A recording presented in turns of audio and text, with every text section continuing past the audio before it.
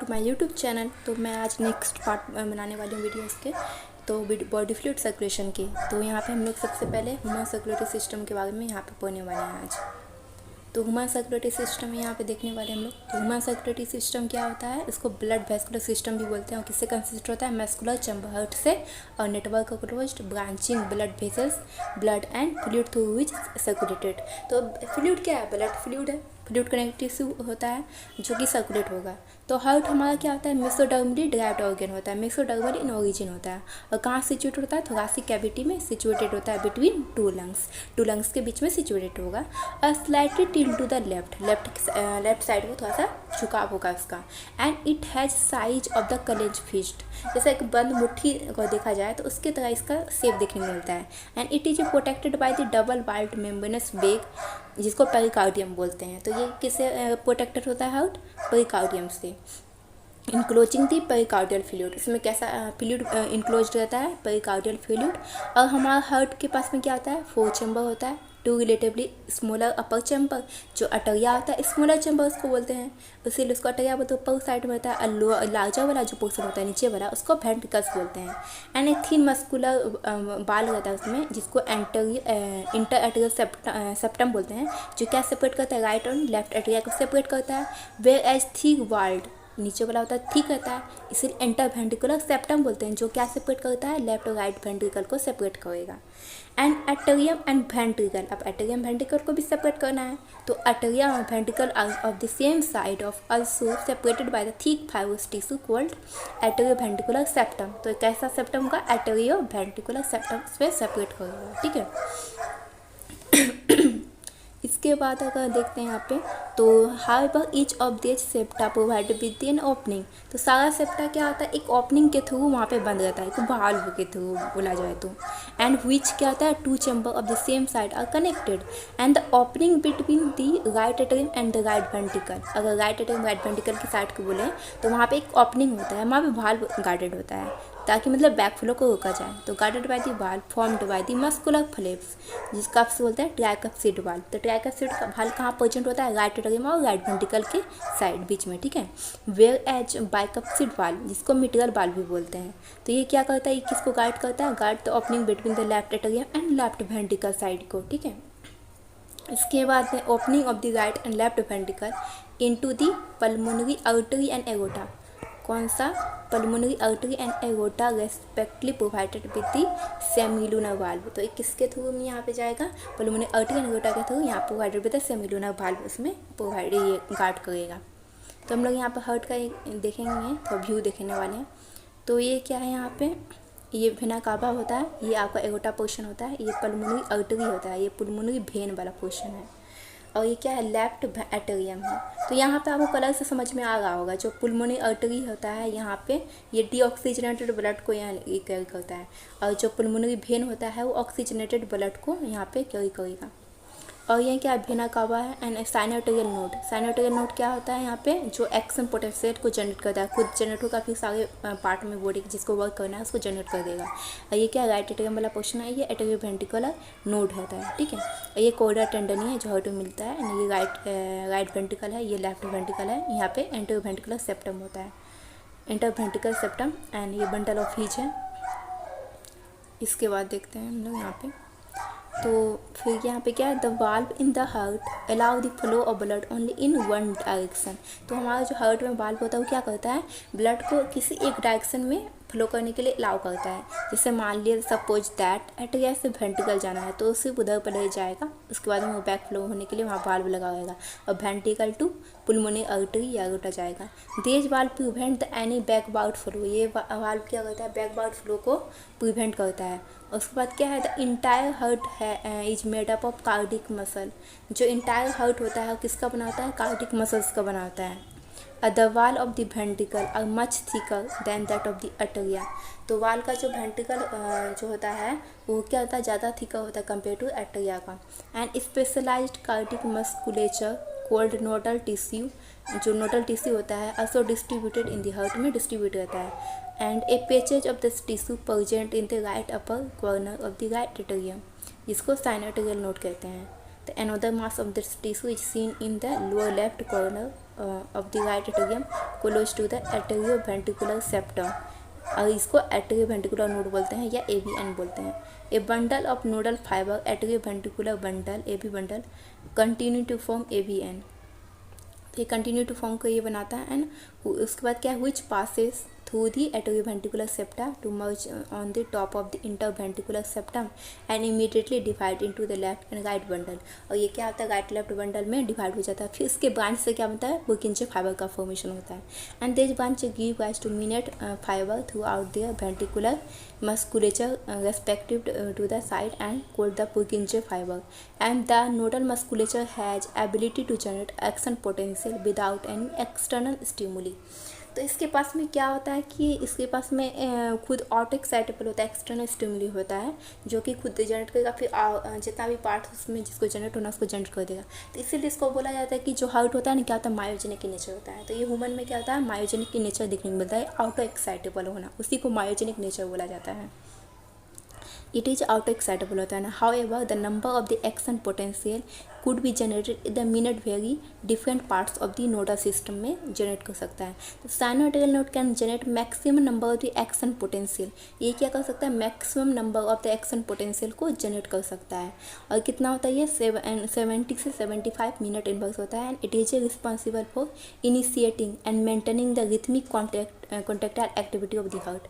जो हार्ट में कॉन्ट्रैक्शन का प्रोसेस चलता है, तो ये सारा रिथमिक प्रोसेस इसके लिए रिस्पॉन्सिबल होता है साइनोइटिकल नोड, ठीक है। Therefore it is a called pacemaker, इसीलिए इसको बोलते हैं हार्ट का पेस मेकर, ठीक है। एक होता है पेस सेटर, पेस सेटर किसको बोलते हैं, AB बंडल को पेस सेटर बोलते हैं, AB नोड को। अगर साइनोइटिकल नोड का बात करते हैं तो ये क्या होता है, पेस मेकर होता है, ठीक है। आवर हार्ट नॉर्मली बीट 70 से 75 times in a minute, and average बात करते हैं तो 72 बीट्स पर मिनट का होता है, ठीक है। अब क्या पढ़ने वाले हम लोग, कार्डियक साइकिल को पढ़ने वाले हैं। तो कार्डियक साइकिल क्या है यहाँ पे देखिए। तो हाउ डज हार्ट फंक्शन, हमारा हार्ट कैसे फंक्शन करता है। तो to begin with all the 4 chamber of heart are in relax state. तो सबसे पहले बिगिनिंग में हम लोग क्या देखते हैं कि सारा जो चैम्बर होता है वो रिलैक्स स्टेट में होता है। इसको क्या बोलते हैं, जब रिलैक्स होता है तो they are in joint diastole, इस कंडीशन को बोलते हैं joint diastole. As the tricuspid and bicuspid valve are open, तो इस कंडीशन में क्या होता है, फिर ट्राइकप्सिड बाइकप्सिड वाल्व ओपन हो जाता है। एंड ब्लड क्या होता है, फिर blood from the pulmonary vein and vena cava, pulmonary vein और vena cava flow into the left and right ventricle. तो पुलमोनरी वेन और वेना कावा से ब्लड लेफ्ट और राइट वेंट्रिकल में जाने लगता है, respectively through the left and right atria से। And the semilunar valve are close at this stage, और इस स्टेज में क्या होता है, सेमीलुनर वाल्व बंद रहता है, क्लोज रहता है। उसके बाद क्या होता है, the sinoatrial node now generate action potential. उसके बाद क्या करता है, जो SAN है वो साइनोइटिकल नोड क्या करता है, एक्शन पोटेंशियल को जनरेट करता है, which is stimulate both the atria. तो ये क्या करता है, स्टिमुलेट करेगा एटरिया को, एंड अंडरगो साइमल्टेनियस कॉन्ट्रैक्शन करने के लिए उसको स्टिमुलेट करेगा, क्योंकि वो मायोजेनिक नेचर होता है कॉन्टैक्ट करने का, आउट एक्साइटेबल होता है सेन। तो द एट्रियल सिस्टोल, इसको क्या बोलते हैं, एट्रियल सिस्टोल। सिस्टोल मतलब क्या होता है, कॉन्ट्रैक्शन जब होता है उसको बोलते हैं सिस्टोल, ठीक है। 2 वर्ड आता है इसमें, सिस्टोल और डायस्टोल का। तो सिस्टोल जब भी आता है इसका मतलब समझिए कि कॉन्ट्रैक्शन हो रहा है, और जैसे डायस्टोल बोल रहा है तो इसका मतलब रिलैक्सेशन चल रहा है, रिलैक्स कर रहा है, ठीक। This increase in the flow of blood into the ventricle by about 30%। तो यहाँ पे कितना ब्लड आता है, तो फ्लो 30% से एट्रिया से वेंट्रिकल की ओर आएगा। And the action potential is conducted to the ventricle side by the AVN to and AB bundle from where the bundle of which transmit it through the entire ventricular musculature. देखिए AVN से AB bundle में जाएगा, फिर AVN bundle से फिर bundle of which जाएगा, bundle of which क्या करेगा, फिर ट्रांसमिट करेगा सारा इम्पल्स को पूरे मस्कुलेचर में, ठीक है। And this cause the ventricular muscles contract, ये क्या करेगा, वेंट्रिकुलर मसल को कॉन्ट्रैक्ट करने में हेल्प करेगा, जिसको वेंट्रिकुलर सिस्टोल बोला जाता है। सिस्टोल मतलब कॉन्ट्रैक्ट करना। एंड एटरिया अंडरगो रिलैक्सेशन, इसमें क्या होगा, एटरिया रिलैक्स करेगा। डायस्टोल, डायस्टोल मतलब रिलैक्स करना। कोई साइंटिफिक विधि वेंट्रिकुलर सिस्टम, तो ये प्रोसेस क्या होगा, साथ साथ चलेगा। एक अगर आराम कर रहा है तो एक काम करेगा, एक काम करता है तो फिर एक आराम करेगा, इस तरीक़ा से। जैसे कोई कोई ड्यूटी देखते हैं, एक आदमी मतलब दिन में डे टाइम ड्यूटी करता है, एक नाइट में ड्यूटी करता है। तो जो डे टाइम ड्यूटी करता है तो क्या करता है, दिन में सोता है। उसी तरीक़े से हमारा हार्ट में ये प्रोसेस चलता है। तो वेंट्रिकुलर सिस्टोल क्या होता है, इंक्रीज द वेंट्रिकुलर प्रेशर। तो ये वेंट्रिकुलर सिस्टोल मतलब कॉन्ट्रैक्शन कर रहा है, कॉन्ट्रैक्शन होगा तो क्या होगा, प्रेशर इंक्रीज करेगा। तो ventricular pressure causing the closure of tricuspid and bicuspid valve को क्या करेगा, क्लोज कर देगा। Bicuspid valve due to the attempt of the back flow blood into the atria. अब क्या होगा, अब वेंट्रिकल तो कॉन्टैक्ट हो गया, अब इसको बंद होने का काम है, अब ये रिलैक्स करेगा।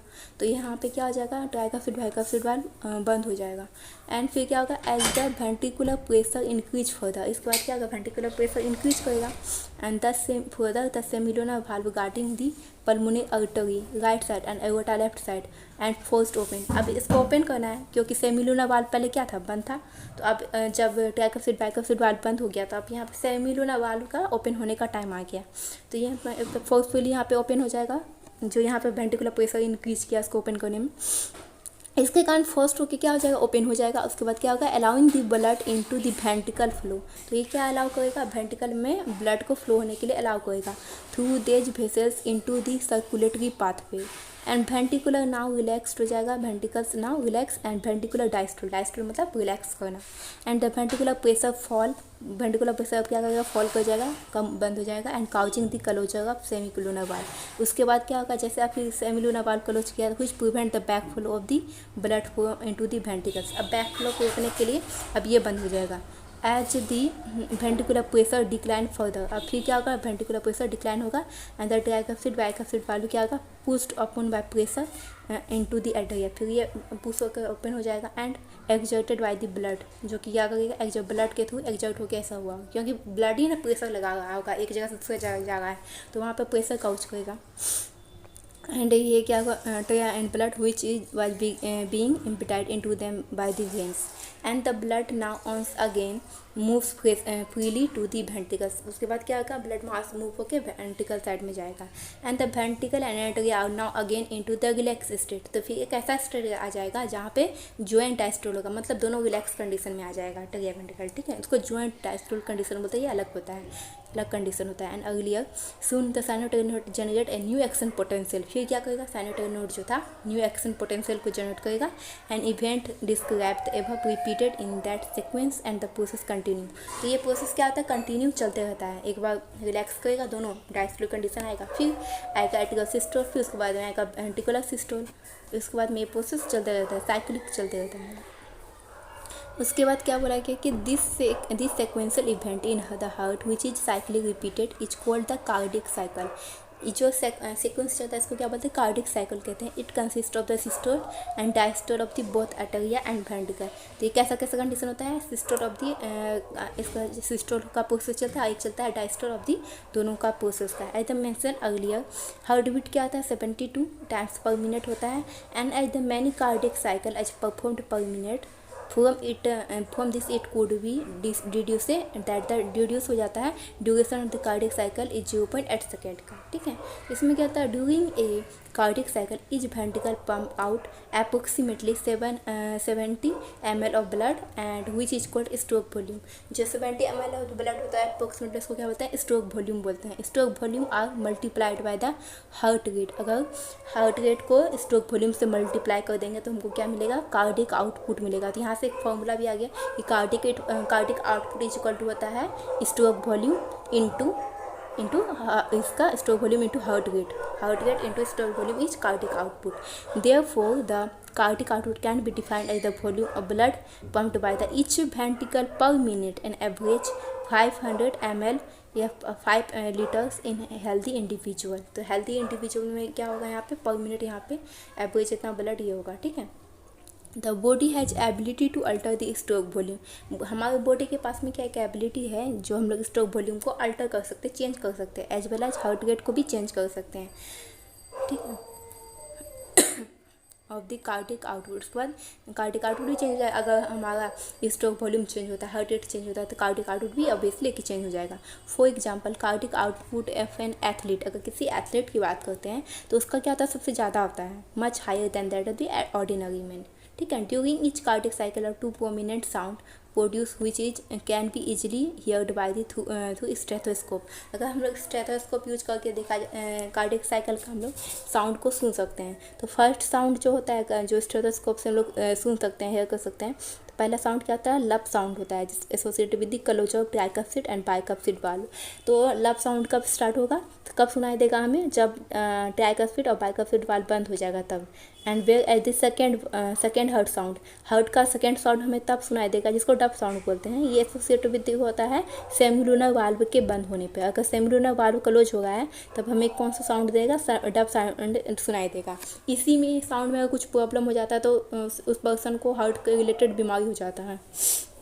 आप मूवी में भी देखे होंगे कि मतलब बहुत सारा उसमें क्या होता है, हर चेस्ट रीजन में और लेग का रीजन में बहुत सारा इलेक्ट्रिकल इंस्ट्रूमेंट लगाया जाता है ताकि हार्ट के एक्टिविटी को देखा जा सके, जिसमें वो जो हार्ट का पीप साउंड सुनाई पड़ता है। आपने देखा होगा मूवी सीरियल में। इसके बाद देखते हैं the sound of the clinical diagnostic significance. तो इसमें जो साउंड जो होता है सुनते हैं तो उसको क्या करता है, ये क्लिनिकल में हेल्प करता है हार्ट का एक्टिविटी को बताने के लिए। इसके बाद क्या है, इलेक्ट्रोकार्डियोग्राफ है, ECG, जिसे हम लोग क्या करते हैं, हार्ट की एक्टिविटी को देख सकते हैं। And you are probably familiar with scene of the typical hospital television show में देखे होंगे आप। And patient is hooked up to the monitoring machine to show the voltage and trace on the screen and make the sound पीप पीप पीप। ये P sound सुने होंगे कभी कभी।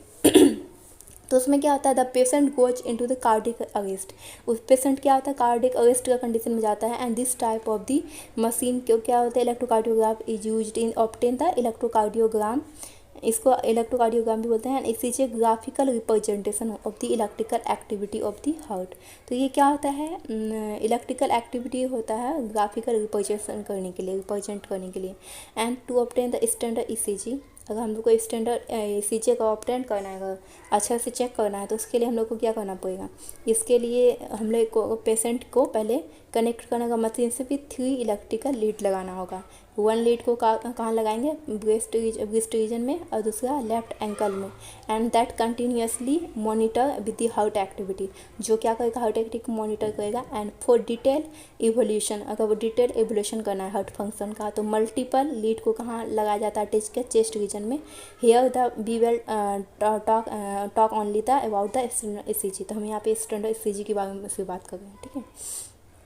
इसके बाद में क्या है, इच पीक, मतलब वहाँ पे जो पीक लेवल दिखाई देगा ECG में, वो क्या आइडेंटिफाइड करता है with the letter of the P से T लेटर तक रहता है, उसमें correspond to the specific electrical activity of the heart, जिसमें P वेव रहता है, P रहता है, उसके बाद में होता है QRS होता है, उसके बाद में T होता है। तो P वेव क्या रिप्रेजेंट करेगा, इलेक्ट्रिकल एक्साइटेशन, मतलब डीपोलराइजेशन ऑफ द एटेरिया को शो करेगा, ठीक है। Which lead to the contraction of the both atria. इस कंडीशन में क्या हो रहा है, दोनों एटेरिया का कॉन्ट्रेक्शन हो रहा है। और QRS जो होता है कॉम्प्लेक्स, वो क्या रिप्रेजेंट करता है कि डीपोलराइजेशन ऑफ द वेंट्रिकल का डीपोलराइजेशन होता है। विच इनिशिएट द वेंट्रिकुलर कॉन्ट्रेक्शन को जो इनिशिएट करता है। और बात contraction start shortly and after Q, उसके बाद क्या होता है, marks the beginning of the systole, उसके बाद में सिस्टोल का बिगिनिंग हो जाता है। उसके बाद अगर T वेव की बात करते हैं तो वो क्या रिप्रेजेंट करता है, return to the ventricle from the excited to normal state, repolarisation. तो रीपोलराइजेशन क्या होता है, जैसे मान लीजिए कॉन्ट्रेक्शन करा, आप उसको रिलैक्स करना है, आराम करना है, तो वो क्या धीरे धीरे करके रिलैक्स कंडीशन में जाएगा, नॉर्मल कंडीशन में, किसमें, T वेव में। तो यहाँ पे ये डायग्राम भी दिया गया है, ये क्या है, P है, P वेव है, जो क्या करता है, बोथ आपका P wave depolarisation of the atria को बताता है। एंड यहाँ पे QRS है, QRS क्या करेगा, ये QRS आपका वेंट्रिकल साइड का डिपोलराइजेशन बताता है। And T wave relax condition में आने को बताता है, ठीक है। अगर इसी पीक में थोड़ा सा पिकअप होता है तो वो कार्डियक मतलब हार्ट का प्रॉब्लम यहाँ पे दिखने को मिलेगा इस पेशेंट में। और क्या होता है इसमें, इसके बाद देखते हैं हम लोग। तो यहाँ पे फिर क्या है कि the end of the T wave mark the end of the systole. And जो T वेव का जो एंड होता है, इसका क्या मतलब होता है, इसका होता है end of the systole. Systole का काम खत्म हो गया, आप वो रिलैक्स में जा रहा है। Obviously bye counting the number of QRS, अगर QRS का नंबर हम लोग काउंट करते हैं कॉम्प्लेक्स का, that occur in a given time period, one can determine the heart beat rate and an individual. Since the ECG obtained from the different individual have the roughly the same shape and they give the lead configuration and deviation from this shape indicate the possible abnormality of the disease। तो हमें क्या पता चल रहा है कि अगर हम लोग को ईसीजी में अगर ग्राफ देखते हैं तो उस ग्राफ में अगर उसका शेप नॉर्मल से अगर देखते हैं, अगर दो ग्राफ हम लोग देखते हैं दोनों में अगर हम डिफरेंस देखते हैं कि एक का ग्राफ एक से मैच नहीं कर रहा है, उसमें कुछ डिफरेंट है, तो उसमें उस पर्सन में क्या देखने को मिलेगा, एबनॉर्मलिटी देखने को मिलेगा, डिजीज देखने को मिलेगा। Hence the it is a great clinical significance. ये हाँ क्या होता है, अगर क्लिनिकल सिग्निफिकेंस के पर्पज से ये बहुत अच्छा होता है। इसके बाद देखते हैं डबल सर्कुलेशन। तो डबल सर्कुलेशन में क्या होता है, blood flow strictly by the fixed route से ब्लड सर्कुलेट करता है, जैसे ब्लड वेसल्स हुआ। तो ब्लड वेसल्स का काम क्या है, ब्लड को एक जगह से दूसरी जगह लेके जाना, एक पाइप का जैसा रहता है blood vessels and the arteria and vein। क्या होता है blood vessels and basically each artery and vein consist of 3 layer. जो artery vein जो ब्लड को लेके जाता है तो ये इसका किस लेयर से बना होता है, तो inner lining of the squamous epithelium बना होता है, और ट्यूनिका इंटीमा जो कि इनर लाइनिंग का होता है, and middle layer tunica media होता है जो कि इसका बना होता है smooth muscles and elastic fibre का बना होता है ट्यूनिका मीडिया। एंड अगर एक्सटर्नल लेयर का बोले तो वो फाइबर्स कनेक्टिव टिश्यू को बना होगा कोलाजन फाइबर का, जिसको ट्यूनिका एक्सटर्ना बोलते हैं। तो ट्यूनिका मीडिया क्या होता है, कंपैरेटिवली थिन होता है इन दी वेन, ठीक है। इसके बाद देखते हैं as mentions earlier the blood pumped by the right ventricle enter into the pulmonary out. तो क्या हम लोग पहले बात की थी कि जो ब्लड पंप कर रहा है राइट वेंट्रिकल से जहाँ इंटर कर रहा है पल्मोनरी आर्टरी में, whereas the left ventricle pump blood into the aorta. तो उसके बाद में क्या होता है, यहाँ पे लेफ्ट वेंट्रिकल क्या करता है, पंप करता है ब्लड को किस में, एगोटा में। एंड द डीऑक्सीजनेटेड ब्लड जो होता है, जो ब्लड इम्प्योर ब्लड है जिसको प्योर होना है, तो deoxygenated blood pump into the pulmonary artery. ये क्या करता है, पल्मोनरी आर्टरी इसको ले जाने का काम कर रहा है, ठीक है। ऐसे अगर हम लोग हार्ट के छोड़कर अगर दूसरे बात करते हैं तो उसको पल्मोनरी ऑक्सीजनेटेड कर रहा है, लेकिन यहाँ पे अपोजिट होगा। यहाँ पे क्या कर डीऑक्सीजनेटेड जो ब्लड होता है यहाँ पे पल्मोनरी आर्टरी काम कर रहा है and is passed on to the lungs. ये कहाँ लेके जाएगा, पल्मोनरी आर्टरी डीऑक्सीजन ब्लड को लंग्स के पास में लेके जाएगा। From where the oxygen blood is clear, वहाँ पे प्योरीफाई हो जाएगा लंग्स में। उसके बाद प्योरीफाई होने के बाद में इसको पुलमोनरी वेन जो है वहाँ से इसको कैरी आउट करके कहाँ पहुँचाएगा, लेफ्ट एट्रियम में पहुँचाएगा, ठीक है। This pathway constitute the pulmonary circulation. इस सर्कुलेशन को क्या बोलते हैं, पल्मोनरी सर्कुलेशन कहते हैं, क्योंकि ब्लड को कहाँ लाया गया, लंग्स के पास लाया गया, फिर लंग्स से वहाँ पे इसको दिया गया, तो ये क्या, इस सर्कल को पल्मोनरी सर्कुलेशन बोलेंगे। उसके बाद क्या है, the oxygenated blood entering the aorta. उसके बाद क्या है, जो ऑक्सीजन ब्लड ऑक्सीजनेट हो गया, प्यूरीफाई हो गया, उसमें ऑक्सीजन ज़्यादा है, ऑक्सीजनेटेड ब्लड मतलब ऑक्सीजन ज़्यादा है, and carried bye network of artery. तो ये कहाँ से जाएगा, बहुत सारा देखिए जैसे आर्टरी था ना, उसी का बस सारा ब्रांचिंग निकल जाएगा, तो आर्टरी से आर्टरियोल एंड कैपिलरी बन जाएगा, टू द टिश्यू पार्ट बन जाएगा जहाँ हमारे बॉडी को रिक्वायरमेंट है। तो फ्रॉम बियर था, फिर उसके बाद क्या हो जाएगा, पहले बॉडी के सारे पार्ट में ब्लड दे देगा, जो गंदा ब्लड होगा, जो डीऑक्सीजनेटेड ब्लड होगा, फिर वो कलेक्ट कर लेगा सिस्टम ऑफ द वेन्यूल्स के थ्रू, और उसके बाद उसको फिर क्या कर, लंग्स के बाद में प्यूरीफाई करने के लिए ले जाया जाएगा। उसके बाद क्या है, वेन्यूज वेन एंड वेना कावा, ये सब क्या है, वेन्स का ही मतलब एक्सटेंशन रहता है, and emptied to the right atrium, ठीक है। इसके बाद क्या है, this is the systemic circulation. इस सर्कुलेशन को क्या बोलते हैं, सिस्टेमिक सर्कुलेशन। इम्प्योर ब्लड को लंग्स के पास लेके जाना और फिर लंग्स से इधर ले जाना, उसको बोलते हैं पल्मोनरी सर्कुलेशन। उसके बाद जो ऑक्सीजन ब्लड था उसको बॉडी के टिश्यू के पार्ट में पूरी तरीके से पहुंचाना, फिर उससे गंदा ब्लड को उधर पहुंचाना, वो हो जाएगा सिस्टेमिक सर्कुलेशन। तो यहाँ तो वो हो गया, एक पल्मोनरी हो गया सिस्टेमिक सर्कुलेशन, ठीक है। And the systemic circulation provided the nutrients oxygen. Systemic circulation में क्या हो रहा है, यहाँ पे हम लोग क्या कर रहे हैं, टिश्यू को पहुँचा रहे हैं ना ब्लड, तो ये क्या हो रहा है, न्यूट्रिएंट्स प्रोवाइड कर रहे हैं, oxygen and other essential substance the tissue and take the carbon dioxide क्या कर रहे हैं, सब लेके उधर पहुँचा रहे हैं, and other harmful substance away from the away for elimination, उसको निकालने के लिए हम उसको दूसरी जगह लेके जा रहे हैं, away for elimination. A unique vascular connectives exist between digestive tract. एक यूनिक वैस्कुलर कनेक्शन कहाँ एग्जिस्ट होता है, डाइजेस्टिव ट्रैक्ट के पास में एंड लीवर के पास में, क्योंकि वहाँ का भी तो ब्लड इम्प्योर होगा, तो वहाँ भी तो हम लोग प्योरीफाइड ब्लड पहुँचाना है।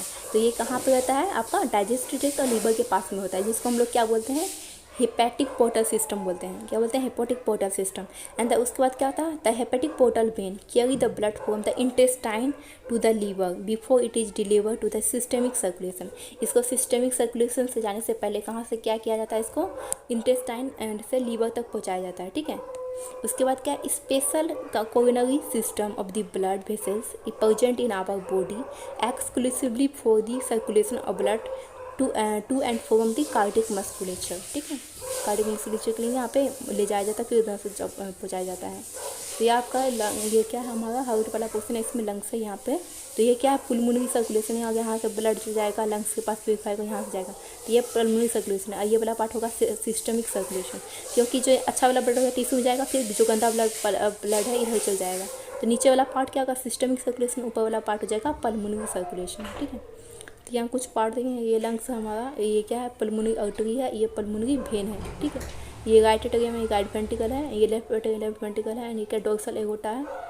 इसके बाद में ये स्मूथ मसल्स है, ये आर्टरी है, ये ल्यूमेन है, ये बॉडी पार्ट्स यहाँ पे दिखाया गया है। ये क्या है आपका वेन है, ये इसका ल्यूमेन वाला पार्ट है, और स्मूथ मसल्स ये बना होता है। इसके बाद में ये कैपिलरी है। ठीक है, और ये आपका आर्टरी है। तो आर्टरी और वेन में आपका देखेंगे तो जो इसका जो कैविटी होता है, आर्टरी का कैविटी कम होता है कंपेयर टू वेन से। ठीक है, इसके बाद एक regulation of the cardiac activity. Cardiac activity का रेगुलेशन कैसे किया जाता है, तो कार्डिक तो normal activity of the heart are regulated intrinsically, auto regulated. कैसा होता है ऑटो रेगुलेटेड होता है by specialised muscles nodal tissue, क्योंकि हमारे पास में क्या था हमारा जो हार्ट कैसा होता है मायोजेनिक होता है। मायोजेनिक इन द सेंस हमारे हार्ट में साइनोटाइल नोड होता है जो कि क्या करता है ऑटोमेटिक ऑटो एक्साइटेबल होता है। Hence the heart is myogenic. इसे मायोजेनिक क्यों बोलते हैं, क्योंकि ऑटो एक्साइटेबल होता है।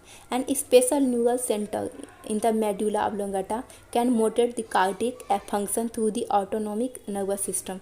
और क्या होता है हमारे मेडुला में एक स्पेशल न्यूरल सिस्टम मिलता है जो क्या करता है किसके फंक्शन कार्डिक एक्टिविटी को कंट्रोल करता है। ठीक है, थ्रू किसके थ्रू एवं ऑटोनोमिक नर्वस सिस्टम के थ्रू। एंड उसके बाद क्या कहता है neural signal through the sympathetic nerve part and can increase the rate of heart beat. क्या कर सकता है इसके हार्ट बीट के रेट को हम लोग इंक्रीज कर सकते हैं by strength of the ventricular contraction. Thereby cardiac output को भी हम लोग चेंज कर सकते हैं। On the other hand parasympathetic जो होता है तो हम लोग नहीं कर सकते। यहाँ पे जो प्रोसेस के बारे में बोले हैं सिम्पैथेटिक, हमेशा याद रखना जो सिम्पैथेटिक नर्वस सिस्टम होता है वो क्या करेगा किसी चीज़ को इंक्रीज करेगा। डर, जब हम लोग को डर लगता है ना तो उसमें क्या होता है कौन सा नर्वस सिस्टम का काम होता है सिम्पैथेटिक का काम होता है। अगर पैरासिम्पैथेटिक की बात करते हैं तो वो क्या करेगा डर को कम करने की कोशिश करेगा, हार्ट रेट को कम करेगा। ठीक है, तो ये कम करेगा और जो सिम्पैथेटिक होगा वो तेज करेगा इंक्रीज करेगा। ठीक है,